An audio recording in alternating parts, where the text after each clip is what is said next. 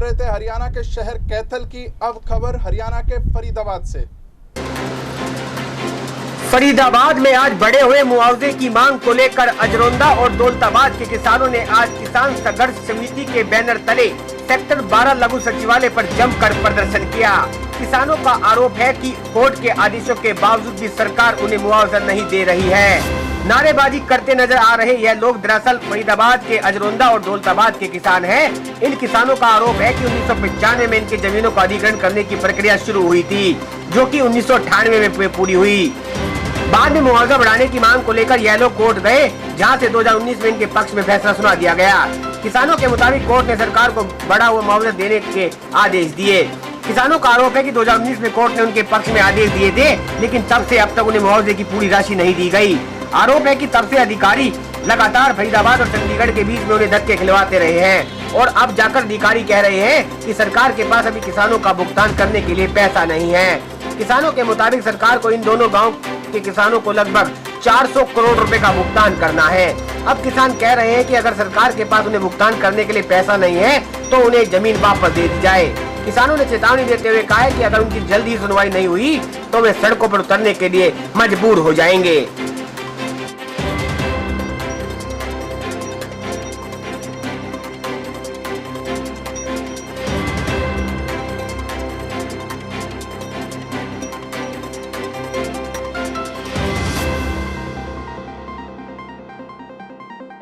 ये अजरौंदा और दौलताबाद के किसानों की जमीन सेक्टर 20 उसमें ए और बी में 95 में अखबार की गई थी और मार्च 2019 में सुप्रीम कोर्ट के आदेश पर मुआवजा देने की बात कही है।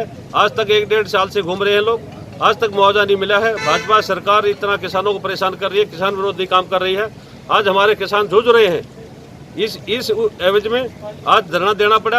अगर मुआवजा 15 दिन के अंदर नहीं मिला तो पूरे प्रशासन का घेराव करेंगे और खट्टर साहब हमारे मुख्यमंत्री आएंगे, उनका भी घेराव करने का काम करेंगे। सर सारे गांव का, दोनों गांवों का, दौलताबाद अजरौंदा ए और बी दोनों सेक्टर एक्वायर किए गए थे जी। अभी तक किए गए थे ये 95 में सेक्शन 4 लगी थी, 98 में अवार्ड हुआ था और ये जो ऑर्डर है हमारा ये 11/3/2019 का है। 2019 से और अब तक 1.5 साल से हम उड्डा प्रशासक के चक्कर लगा करके पाम टूट गए हैं, जबकि इनके पास सुप्रीम कोर्ट का ऑर्डर है और इन लोगों ने हमें कहते हैं पंचकुला जाओ तो हम पंचकुला जाते हैं, पंचकुला वाले कहते हैं फरीदाबाद जाओ तो हम फरीदाबाद आते हैं और इस तरह से ये कर करके हमें चक्कर लगवाते रहे 1.5 साल से और आखिर में आके हमारे को ये जवाब दे दिया गया कि हमारी गवर्नमेंट के पास पैसा नहीं है। सुप्रीम कोर्ट का ऑर्डर क्या है? सुप्रीम कोर्ट का ऑर्डर है कि इनको 415 रुपए के हिसाब से मुआवजा और दिया जाए। कितने किसान है और कितना मुआवजा बनता है किसान का? हमारा जो किसान है उसका करीब 400 करोड़ रुपया मतलब इनके पास हमारा है, दोनों गाँवों का। कितने किसान होंगे टोटल? इसमें किसान करीब 800-900 है। 800-900 किसानों की जमीन है ये और इन्होंने आज तक मुआवजा देने में आनाकानी करते हैं और इस तरह से ये लोग कहते हैं तो भाई वहाँ जाओ। अब तक ये लोग एक बहाना और लगाते हैं, कहते हैं जी जमीन पे किसानों ने कब्जा कर रखा है। वो जमीन पे किसान उन किसानों ने किया है जिनके मकान बने हुए हैं, जिन्होंने मुआवजा नहीं उठ लिया आज तक भी, उस मकानों को तोड़वाने के लिए ये सरकार आमदा है।